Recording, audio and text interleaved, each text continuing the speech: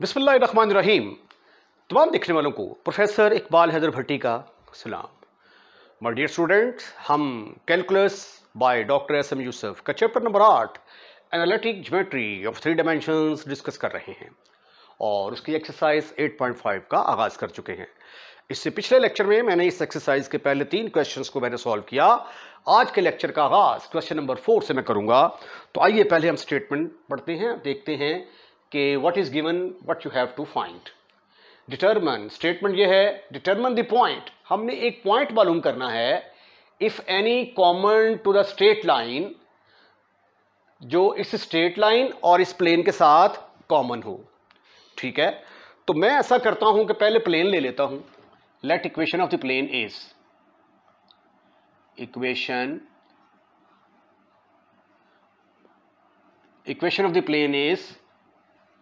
of the plane is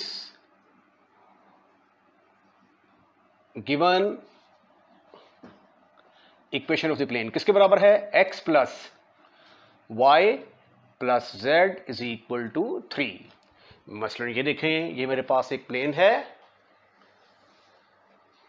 और इस plane की इक्वेशन मेरे पास क्या है?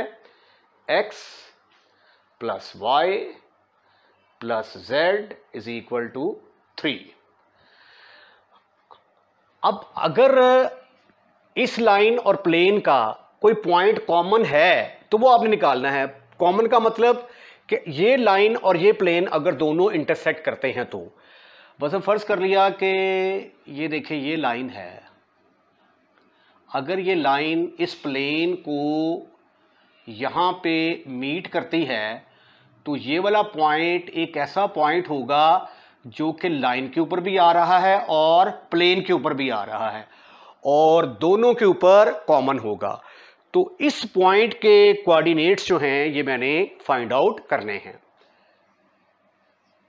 तो उसके लिए मैं क्या करूंगा, पहले स्ट्रेट लाइन के ऊपर एक पॉइंट लूंगा। The given equation of straight line is, equation of straight line is क्या है जी? वो आपके पास x is equal to 1 plus t, y is equal to t, z is equal to minus 1 plus t. Parametric form में ये straight line दी गई है। तो एनी पॉइंट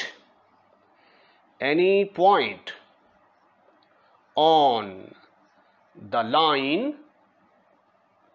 L, इस लाइन को L का नाम दे देते हैं, इज, ये आ गया जी, पहली वैल्यू आ गई x की, दूसरी वैल्यू y की, तीसरी वैल्यू z की। अब ये देखिए t को आप मुख्तलिफ वैल्यूज देते जाएंगे तो हमारे पास मुख्तलिफ पॉइंट्स आते जाएंगे। ठीक है, तो for different value of t we have different points on the line. For different value of t we have different infinite point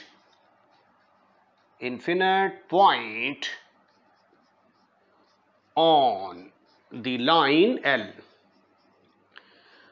ठीक है जी, आप t को 1 पुट करेंगे एक पॉइंट आ जाएगा, 0 पुट करेंगे दूसरा पॉइंट आ जाएगा, -1 पुट करेंगे तीसरा पॉइंट आ जाएगा, 1/2 पुट करेंगे एक और पॉइंट आ जाएगा, 3/2 पुट करेंगे और पॉइंट आ जाएगा, 2 पुट करेंगे तो और पॉइंट आ जाएगा। सारे के सारे पॉइंट क्या होंगे? लाइन के ऊपर लाई करेंगे। तो कोई ना कोई तो पॉइंट ऐसा होगा जो मैं टी की कोई ना कोई तो एक खास वैल्यू होगी जो मैं पुट करूंगा तो मेरे पास ये वाला पॉइंट जो है ये P आ जाएगा। ठीक है, ऐसे करके डिनोट कर लेते हैं ये टी। तो मैं फर्ज कर लेता हूं कि जब टी की जगह पे टी नॉट पुट करता हूं तो ये वो वाला पॉइंट आ जाता है जो कि प्लेन और लाइन के कॉमन है। Let P t nought is the point which is common to both, which is common to both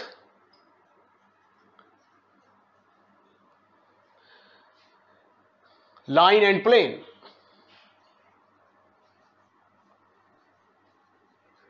Therefore ये जो P है इसके कोऑर्डिनेट आ गए 1 प्लस टी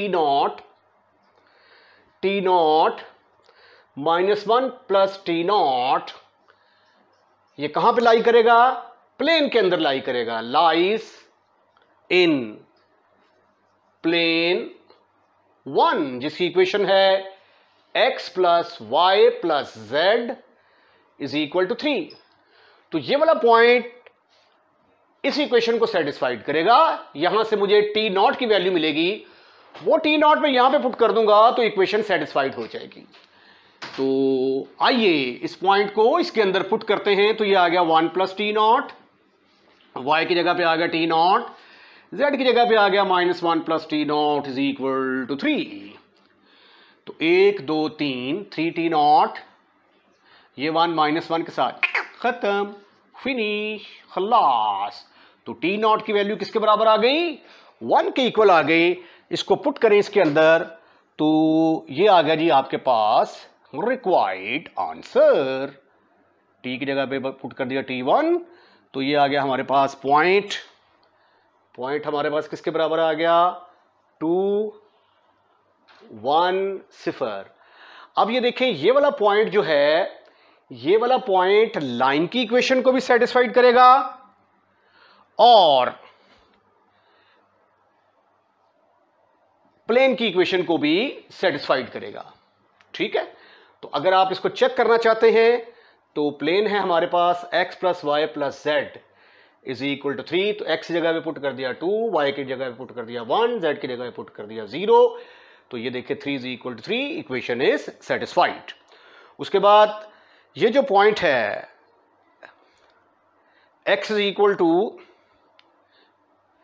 ये x y z की वैल्यूज आई। लाइन की इक्वेशन हमारे पास थी x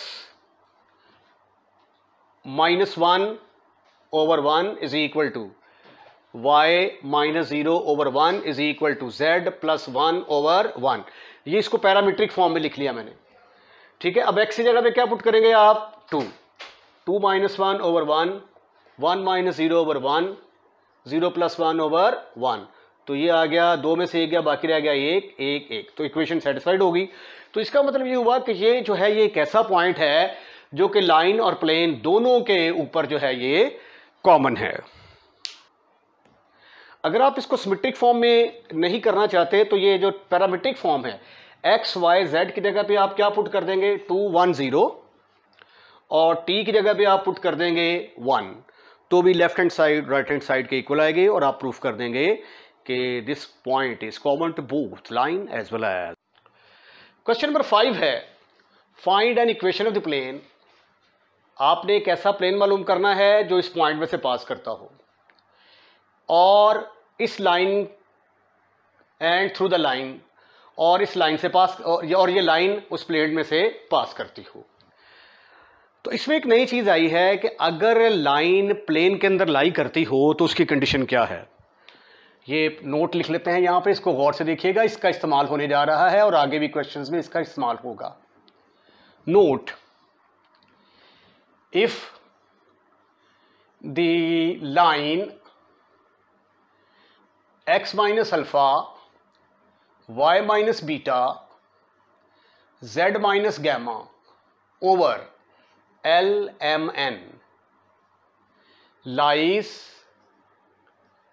in a plane, then equation of the plane is, equation of the plane is, बड़ा इंपॉर्टेंट नोट है, इसको गौर से देखिएगा। ये देखिए जी, ये हमारे पास है एक प्लेन जो कि एक लाइन को कंटेन करता है, जिसकी इक्वेशन हमारे पास है, ये लाइन आ गई L। अब ये लाइन जो है एक पॉइंट में से पास करती है जिसके कोऑर्डिनेट्स हैं अल्फा बीटा गैमा। और LMN इसके डायरेक्शंस कोसाइंस हैं। अब हर प्लेन की एक नॉर्मल लाइन जरूर होती है, तो इस प्लेन की भी एक नॉर्मल लाइन होगी। हमने फर्ज कर लिया कि इस नॉर्मल लाइन के डायरेक्शन रेशियोज हैं ABC। तो अब लाइन जो है इस पॉइंट में से पास कर रही है और नॉर्मल लाइन के डायरेक्शन रेशियोज क्या हैं ABC। तो इक्वेशन ऑफ द प्लेन फिर किसके बराबर आ गई? Point normal form A into x minus alpha plus B into y minus beta plus C into z minus gamma is equal to 0। एक कंडीशन। और दूसरी जो है, ये वाली लाइन प्लेन के अंदर लाई करती है और ये प्लेन के नॉर्मल है, तो इसका मतलब है कि प्लेन के अंदर मौजूद हर लाइन के साथ ये क्या होगी? नॉर्मल। नॉर्मल का मतलब परपेंडिकुलर। तो फिर इसके डायरेक्शन रेशियो के प्रोडक्ट का सम इसके साथ क्या होगा? 0 के बराबर। AL plus BM plus CN is equal to 0, क्योंकि ये देखें ये वाली लाइन और ये वाली लाइन आपस में परपेंडिकुलर है। तो ऐसी ही सिचुएशन यहां पे लाई करती है। ये देखें, ये फर्ज कर लिया कि मेरे पास प्लेन है। दोबारा फिगर बना लेते हैं। अब ये जो प्लेन है, ये फर्ज कर लिया कि इस लाइन को कंटेन करता है। ये लाइन L है, ये लाइन पास करती है एक ऐसे पॉइंट में से जिसके कोऑर्डिनेट हैं अल्फा, बीटा एंड गैमा, और इसके डायरेक्शन रेशियो कोसाइंस क्या हैं? LMN है। तो हम ये सपोज कर लेते हैं कि जो प्लेन है इसके जो नॉर्मल लाइन है उसके डायरेक्शन रेशियोज ABC हैं। ABC। तो let ABC are the direction ratios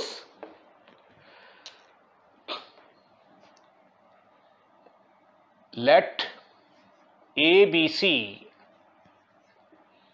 are the direction ratios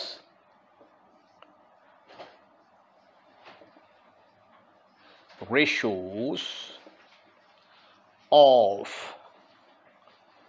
normal to the plane, then equation of the plane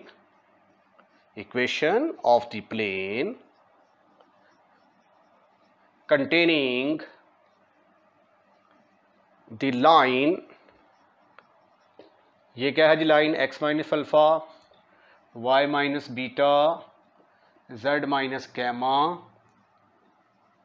is किसके बराबर आ गई जी?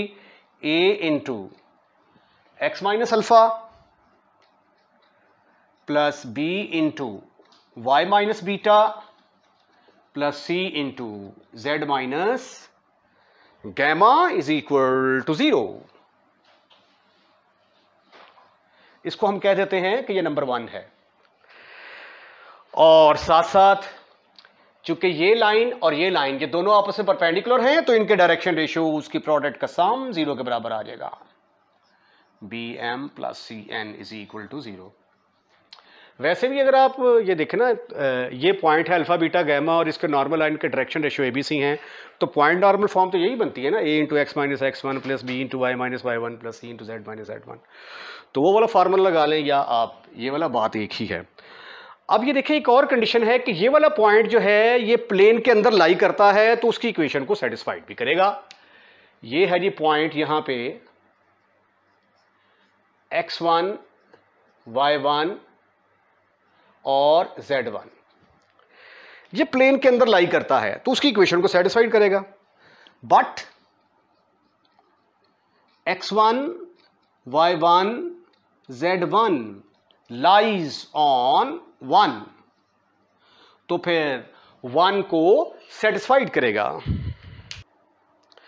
अब ये x1, y1, z1 मैं यहां पे पुट करूंगा 1 के अंदर, तो ये आ जाएगा A into x1 minus alpha plus B into y1 minus beta plus C into Z1 minus gamma is equal to 0। इसको अपन कह देता है कि ये नंबर, इसको नंबर 2 कह दिया, ये नंबर 2 है, और ये नंबर 3। ठीक ठीक ठीक ठीक ठीक ठीक ठीक। Eliminate ABC, eliminate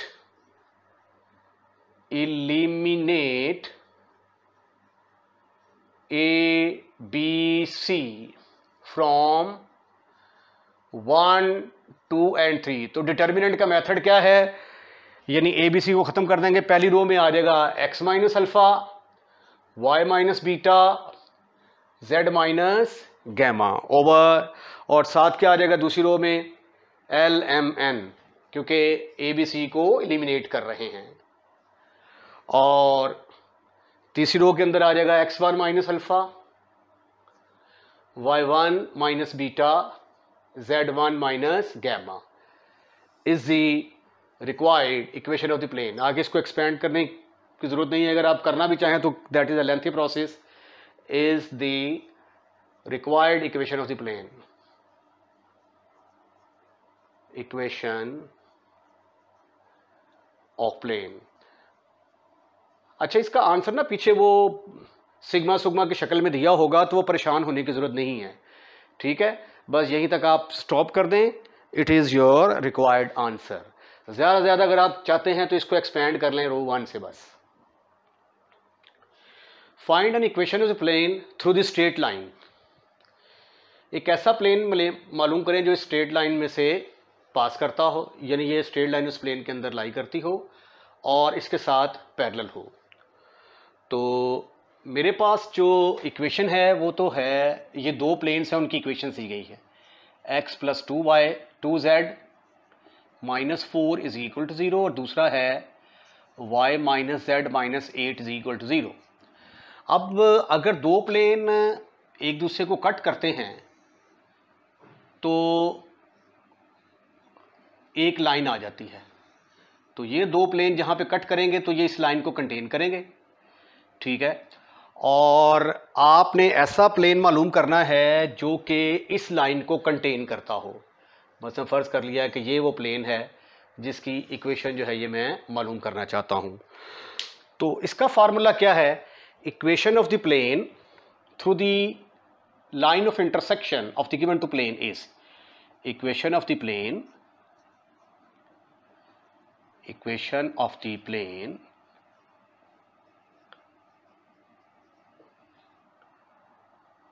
through the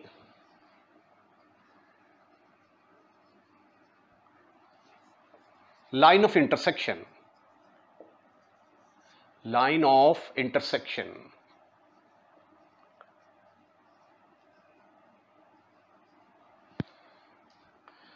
of the given to plane is, given to plane is पहला plane plus k time of दूसरा plane, plus k time of y minus z is equal to 0। इसको हम कह देते हैं कि ये number 1 है। तो मज़ीद सिंप्लीफाई करते हैं तो ये आ गया x plus k y plus 2 minus k into z minus 4 minus 8 k is equal to 0। तो direction ratio of normal to the plane 1 और ये आ गई जी हमारे पास x का कोफिशिएंट 1, y का कोफिशिएंट k, z का कोफिशिएंट 2 माइनस k। अब ये जो लाइन है, ये वाली लाइन जो है ये इस प्लेन के पैरेलल है, ये इस प्लेन के पैरेलल है, ठीक है। तो ये जो प्लेन है इसके जो नॉर्मल लाइन है इसके डायरेक्शन रेशियोज आपने क्या बोले, ये वाले 1 k 2 माइनस k, ठीक है। बस इसको फिगर को जरा दोबारा बना लेते हैं। ये देखें, ये फर्ज कर लिया है कि वो प्लेन है जो कि इन दो प्लेन्स की को कट करने से जो लाइन बनती है उसको कंटेन करता है। और ये है लाइन, ये प्लेन इस लाइन के पैरेलल है। इस लाइन की इक्वेशन है हमारे पास x-3/2 y+4/3 z-7/4। तो इसके डायरेक्शन रेशियो आ गए 2, 3 और 4। ये जो प्लेन है इसके जो नॉर्मल लाइन है इसके डायरेक्शन रेशियो आपने कहा कि 1k और 2 - k है। अब ये लाइन जो है ये प्लेन के साथ तो पैरेलल है, लेकिन प्लेन की जो नॉर्मल लाइन है उसके साथ क्या है, परपेंडिकुलर।